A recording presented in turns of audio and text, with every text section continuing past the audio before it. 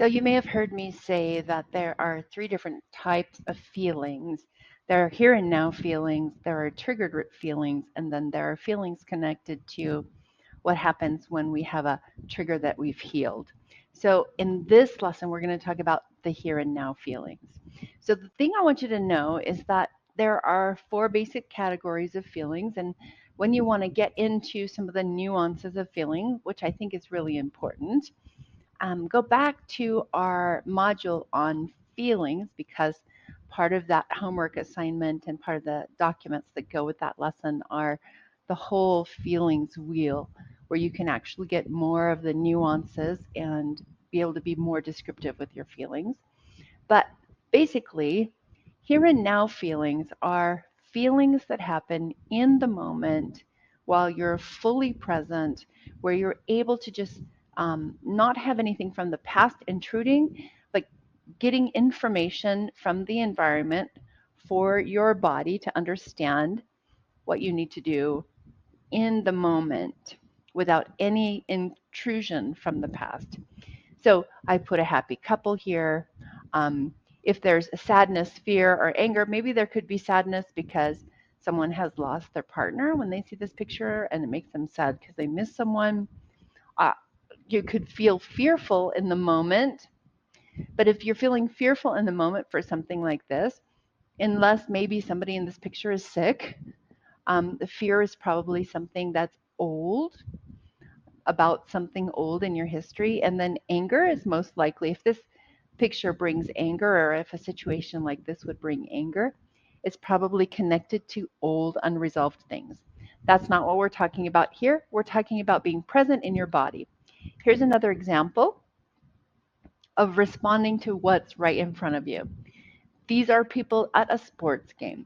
So you go to a sports game, your team is winning or your team is losing. You're responding to what's right in front of you without really having any intrusion from the past. And that's what this kind of feeling is.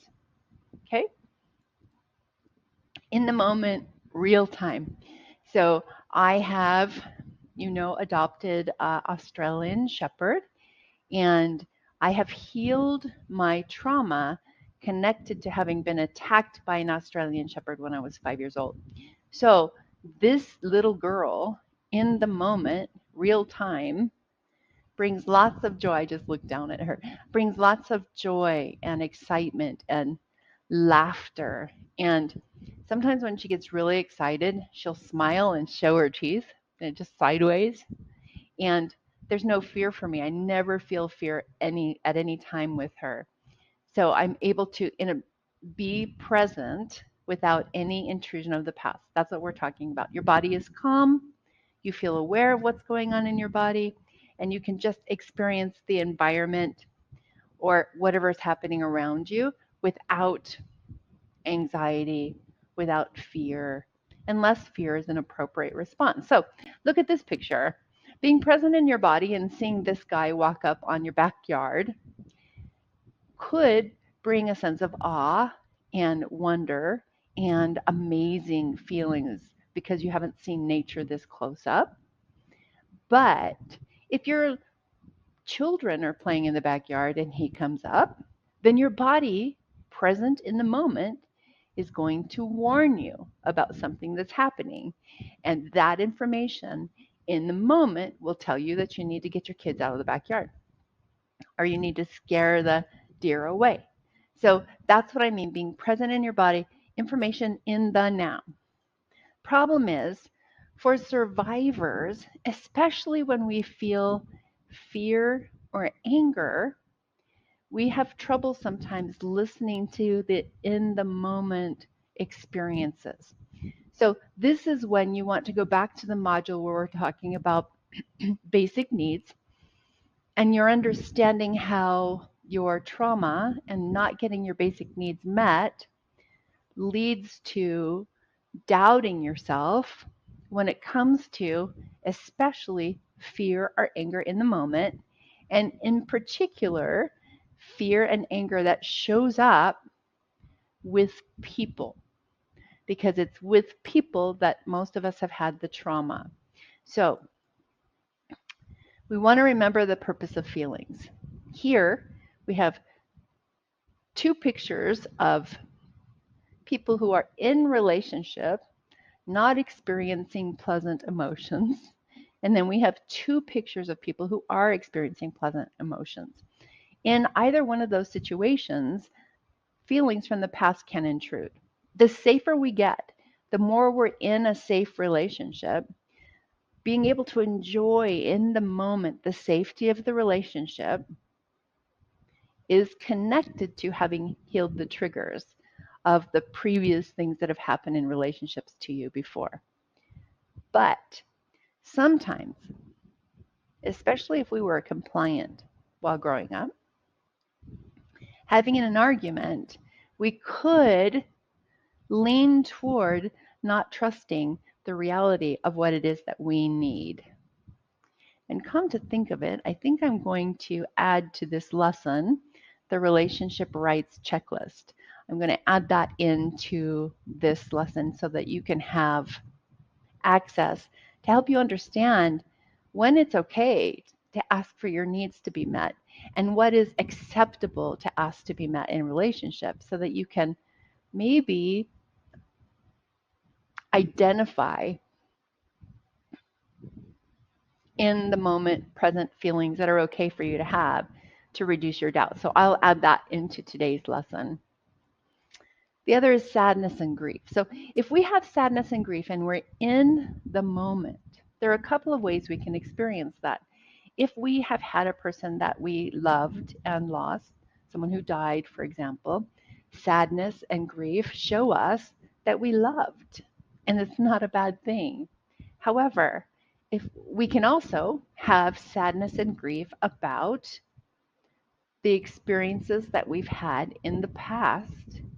So sometimes feelings of grief and sadness show up after we've healed a trigger. That's the third kind of feelings that you'll get in the lesson.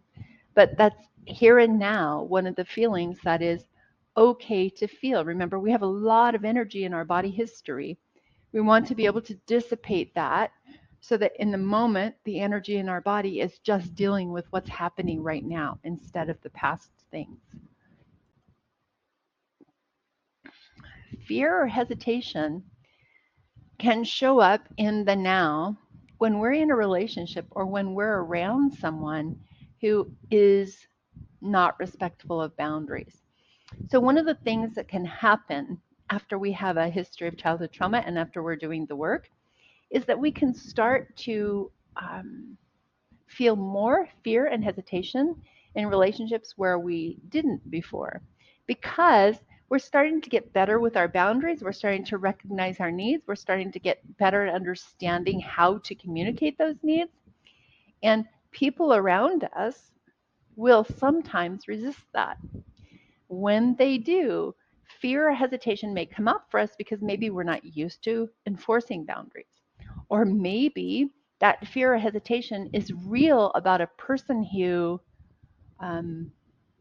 isn't safe. So I had a coworker once who started out as a friend, and he was not appropriate. He was not respectful of relationship boundaries and really wanted to push through um, boundaries that were just not appropriate. And he did it at work. So when I didn't accept his advances because I was in relationship, he started to undermine my authority with my staff.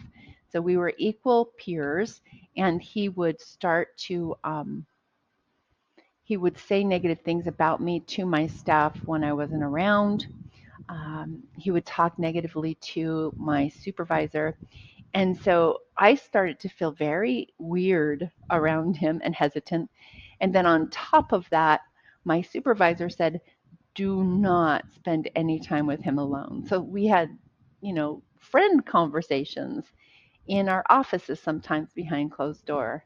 And my supervisor said, stay away from him.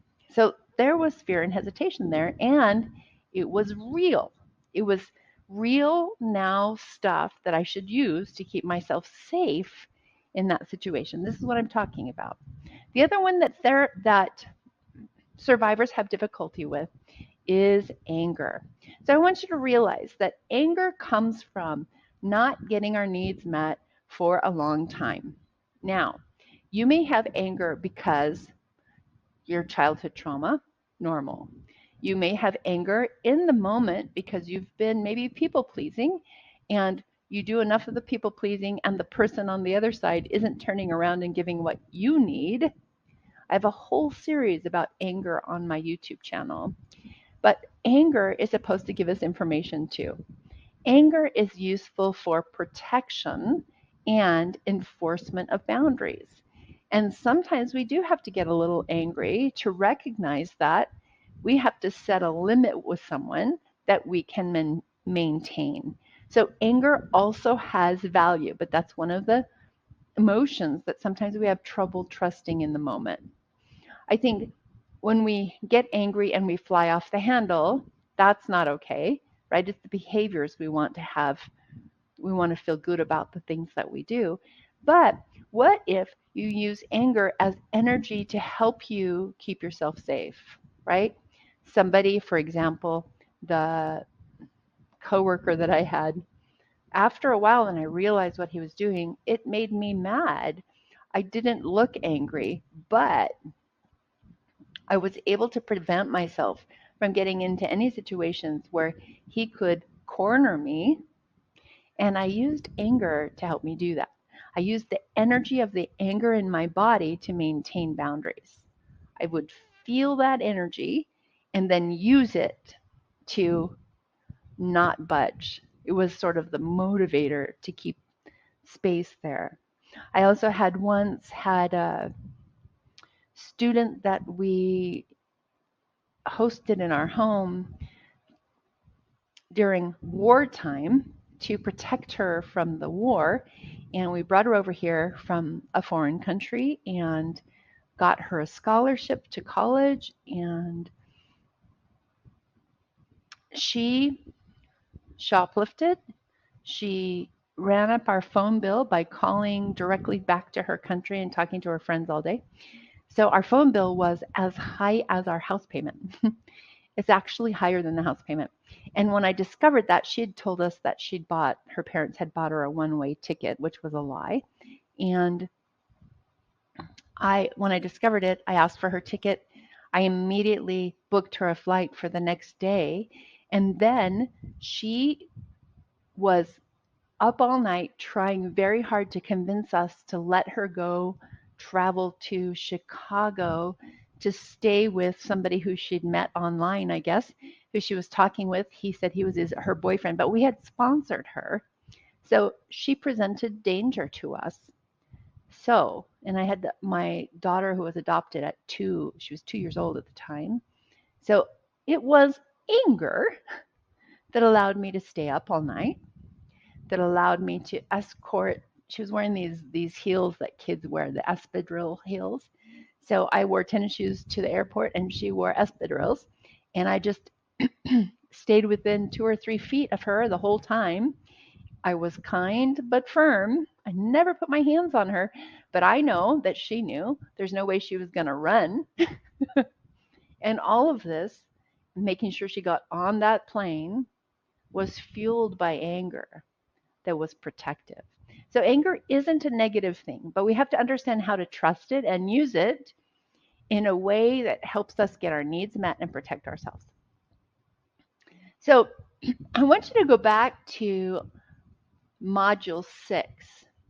Anytime there's something in the here and now where you feel maybe confused about whether or not your feelings are in the moment appropriate and you should act on them, or maybe there's something old. Because just because we have something in our body history that gives us a lot of energy, or just because when you look at that basic needs pyramid and say, well, I didn't get my needs met there, so now I'm anxious about how to go about this. It doesn't mean that you should abandon that need. It means that you should do a little bit of work to heal the trigger so that you can successfully ask for your need to be met. So The example that I give you for this is where my boss used to ask me really intrusive questions. So my body history says when somebody asks me super intrusive questions, I have to answer those questions because if I don't answer the questions, I won't be safe. So at the time, the same boss with that coworker who was inappropriate, she would ask me during supervision lots of personal questions about my relationship, about my home life, and I would just spill my guts constantly. And I could feel it in my body history while it was happening that I felt compulsive need to give her any and all information she asked for. But it was inappropriate because it was too personal. So I went back to the drawing board and I looked at my body history and I looked at my emotional needs. What I found was that mom asking those intrusive questions threatened my sense of emotional safety. And so I felt the need to be compliant because compliance is how I kept myself safe growing up. However, this is work. So one of the things we look at is what's different between then, when I was a kid, and now. And what was different was this was my boss. I didn't have any obligation to tell her personal things. So I was able to separate it and stop feeling triggered. I went to work the next time we were at supervision. She started asking personal questions, and I simply said, I don't want to talk about my personal life at work. She said, okay. And she never asked again. So it was easy. But the reason that triggered response and the interaction kept going was because my body history said be compliant. And I didn't give myself permission to say, okay, what's going on in the moment? And how is that triggering me in terms of the need that I didn't get met, emotional safety, and the need to comply? Oh, that's old stuff. Okay, how is it different now? Right? So looking at body history and basic needs is the way to be able to really separate real-time feelings from what's happening in the past when it feels triggering. And it also seems to be that in the now, you're feeling something that's right. I hope that makes sense. Next lesson, we're going to talk about the other kind of feelings, which are triggered feelings. So I'll see you there. And I'm going to put that relationship rights checklist, so look for that in the documents.